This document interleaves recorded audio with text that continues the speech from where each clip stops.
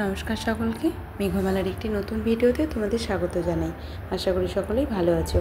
কদিন আগেই আমার পাশের বাড়ি দাদাদের ছিল হরিনাম সংকীর্তনের অনুষ্ঠান, আর দুই ভাইপো গৌড় আর নিতাই সেজেছিল। গৌড় আর নিতাই সেজে বিভিন্ন বাড়িতে গিয়ে চাল পয়সা সংগ্রহ করতে হয়। সবশেষে আমাদের বাড়িতেও এসেছিল, আর কাকিমা জল ঢেলে পা ধুইয়ে দিয়েছিল। আর এই যে যার মাথায় হাত দিল, এটা হলো অতীশ। ও আমার স্টুডেন্টও, তাই একটু লজ্জা পাচ্ছিল আর মুচকি মুচকি হাসছিল। দুপুরে ছিল খাওয়া দাওয়ার ব্যবস্থা। বাড়িতে যখন গেছিলাম বৌদিদের বাড়িতে, তো জল মিষ্টি দিয়েছিল, আর তারপর খানিকক্ষণ অনুষ্ঠান দেখে চলে এসেছিলাম খাওয়ার কাছে। খাওয়া দাওয়া সেরে সারাদিনই চলছিল হরিনামের অনুষ্ঠান। তোমরা অনেকেই জানো যে হরিনামের অনুষ্ঠান কেমন হয়, আর আশপাশ থেকে অনেক লোকজনই এসেছে এই হরিনাম শুনতে। আর এইখানে খুব সুন্দর করে ঠাকুরকে সাজানো হয়েছে, আর যেহেতু এদের ফুলের ব্যবসা, তাই খুব সুন্দর করে ফুল দিয়ে চারিদিকটা সাজিয়েছে।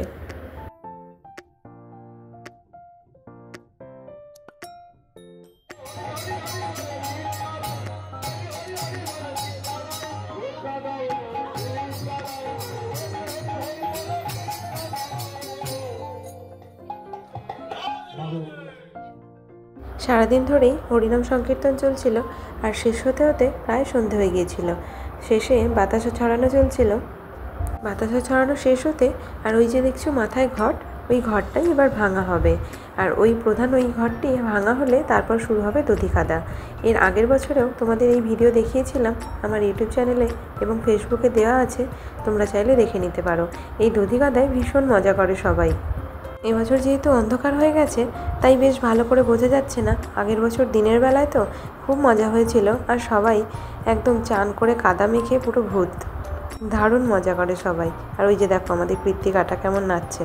আর পনি তো মাঝে মাঝে খালি একবার মায়ের কাছে আসছে, মা আমি যাব কাদা ঘাটবো, কিন্তু ওকে কিছুতেই তো করতে দিচ্ছে না। মাঝে মাঝে মনটা খারাপ হয়ে যাচ্ছে।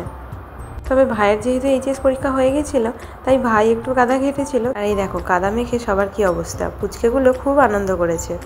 তো চলো ভিডিওটাও তাহলে আজ এখানেই শেষ করছি। আর কারা কারা এই হরিনাম সংকীর্তন শুনতে ভালোবাসো কমেন্টে জানিও। ভিডিওটি ভালো লাগলে একটা লাইক করো। নমস্কার।